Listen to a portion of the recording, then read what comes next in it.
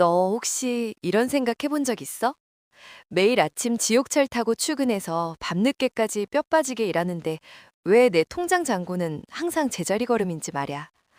남들만큼 공부했고 남들만큼 성실하게 사는데 부자는커녕 당장 다음 달 카드값 걱정해야 하는 그 현실이 단순히 네 노력이 부족해서라고 생각해?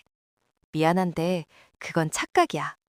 네가 가난한 진짜 이유는 네가 게을러서가 아니라 이 자본주의라는 거대한 시스템 자체가 네가 평생 일해도 가난할 수밖에 없도록 아주 정교하게 설계되어 있기 때문이거든. 오늘은 그 누구도 친절하게 알려주지 않는 자본주의의 잔인한 진실 5가지를 아주 편하게 이야기해보려고 해. 첫 번째는 인플레이션이라는 이름의 합법적인 도둑질이야. 넌 어릴 때부터 돈을 아껴 쓰고 저축하는 게 미덕이라고 배웠지?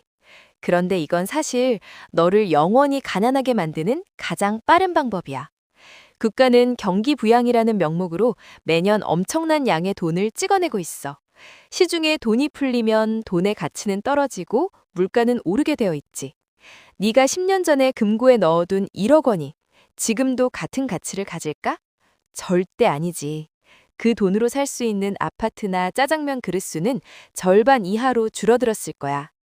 이건 네 지갑에서 돈을 직접 훔쳐가지 않아도 네가 가진 현금의 구매력을 야금야금 갉아먹는 아주 세련된 약탈 방식이야.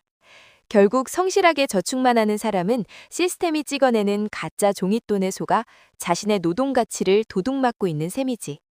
두 번째 진실은 네 소비 심리를 조종해서 네 지갑을 털어가는 마케팅 전쟁이야.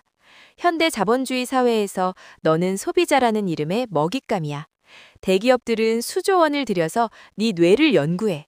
어떻게 하면 네가 필요하지도 않은 물건을 반드시 사야만 하는 것으로 착각하게 만들지 고민하지. SNS를 열면 화려한 옷을 입고 호캉스를 즐기는 사람들이 쏟아져 나오고 넌 그걸 보면서 은연중에 열등감을 느껴. 유행에 뒤처지면 루저가 된 것 같은 기분을 심어주는 게 그들의 전략이거든. 결국 넌 부자가 되기 위해 돈을 모으는 게 아니라 타인에게 부자처럼 보이기 위해 네 소중한 노동력을 바치게 돼. 최신 스마트폰과 명품 가방을 사기 위해 한 달치 월급을 쏟아붓는 순간 넌 기업들의 배를 불려주는 성실한 노예가 되는 거야. 네가 번 돈이 네 미래를 위해 쓰이지 않고 다시 시장으로 흘러들어가게 만드는 이 굴레가 너를 가난에 묶어두고 있어. 세 번째는 빚이라는 이름의 현대판 노예 문서야.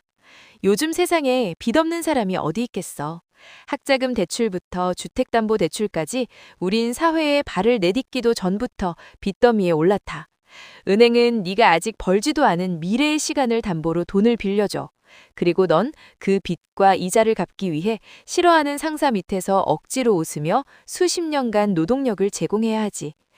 은행은 실제로 존재하지도 않는 돈을 빌려주고 네가 피땀 흘려 번 진짜 돈을 이자로 가져가. 이게 바로 자본주의의 가장 거대한 사기극 중 하나야. 빚은 네 선택의 자유를 박탈해. 당장 회사를 그만두고 싶어도 대출 이자 때문에 멈출 수 없게 만들거든. 결국 넌 죽을 때까지 은행의 건물주를 위해 일하는 무보수 관리인이나 다름없는 삶을 살게 되는 거야. 네 번째는 학교에서 절대 알려주지 않는 경제 문맹 시스템이야. 한번 생각해봐. 넌 12년 넘게 학교에 다니면서 국어, 영어, 수학은 미친 듯이 배웠는데 왜 돈이 어떻게 움직이는지는 단 1시간도 배우지 못했을까? 세금이 어떻게 계산되는지, 투자가 무엇인지, 자본이 어떻게 증식하는지 왜 아무도 안 알려줄까?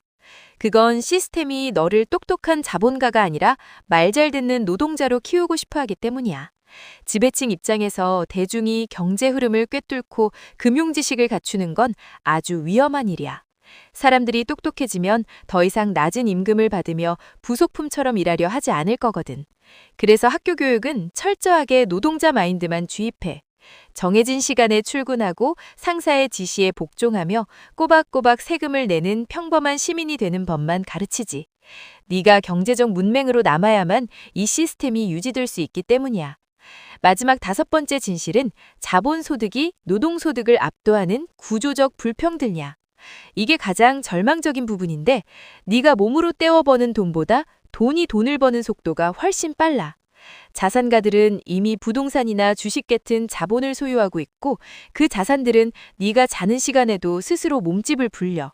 하지만 넌 네 시간을 팔아서만 돈을 벌 수 있지.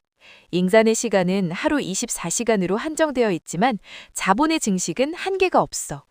결국 노동으로만 승부를 보려는 사람은 자본을 가진 사람과의 격차를 절대 좁힐 수 없어. 시간이 흐를수록 부자는 앉아서 더 큰 부자가 되고 가난한 사람은 더 빨리 달려도 제자리에 머물게 되는 게 이 게임의 법칙이야.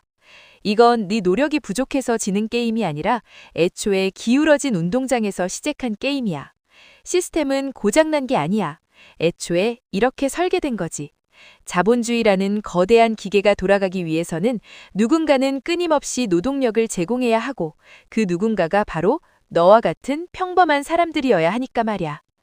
네가 이 5가지 잔인한 진실을 깨닫지 못한다면 넌 평생 다람쥐 쳇바퀴 같은 삶에서 벗어날 수 없어.